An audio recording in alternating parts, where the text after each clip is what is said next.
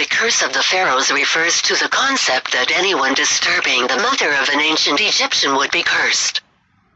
The curse of the pharaohs refers to the belief that anyone disturbing the mom of an ancient Egyptian, especially if he were a pharaoh, he must curse. This curse, which does not differentiate between thieves and well-intentioned archaeologists, has caused bad luck, illness or death. Since the mid-20th century, many writers and documentaries have discussed the curse caused by explanatory scientific reasons like bacteria or radiation.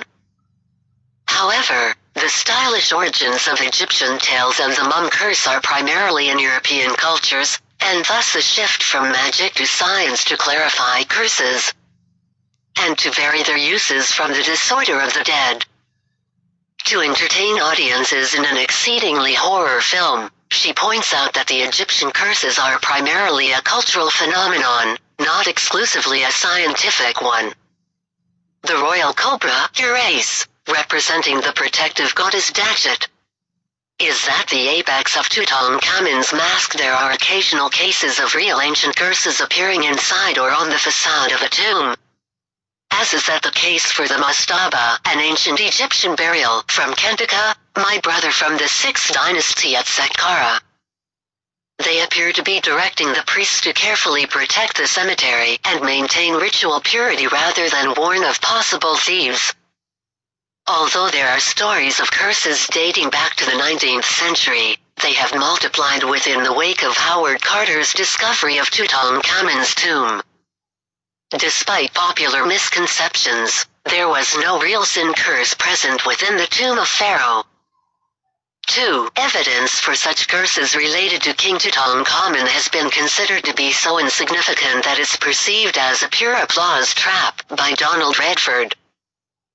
Discover the Curse of the Pharaohs. Tutankhamun. The parable of the Curse of the Pharaohs began at the opening of the tomb of Tutankhamun in 1922 AD, and thus the very first thing that caught their attention was inscriptions saying, "Death will strike with the wings of to those that disturb the king's peace."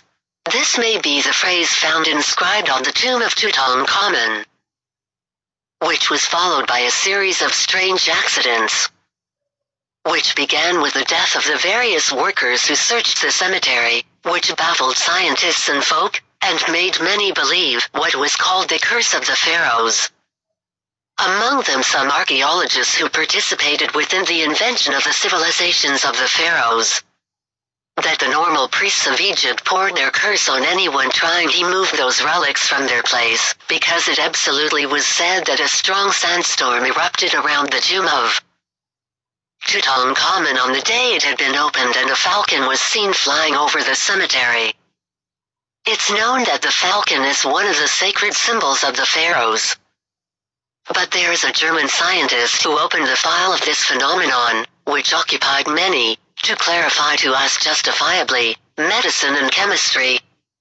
How 40 scientists and researchers died before it absolutely was too late, and also the rationale was that young King Tutankhamun, although this king has no historical value, and he may are a ruler, he didn't do much perhaps within the age of a counter-revolution against King Akhenaten.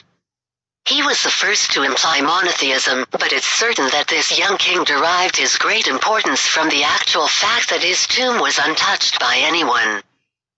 The thieves so as that they reached us after 33 centuries in complete safety, which this king is additionally the source of the pharaonic curse. All people that touched him or touched him were chased by death one after the alternative. Recording this admiration and so the strangest variety of punishment man knew, the apparent thing is that these 40 died, but the mysterious thing is that death is due to very trivial reasons, and in incomprehensible circumstances that scientists couldn't explain with a transparent scientific explanation. Tutankhamun, the owner of the cemetery, the coffin and thus the curses, ruled Egypt for 9 years from 1358 to 1349 BC. His tomb was discovered by Howard Carter, and years of torment, sweat and despair began. On November 6, 1922 AD, Howard visited Lord Carnarvon, saying to him, Finally, I discovered something wonderful within the Valley of the Kings.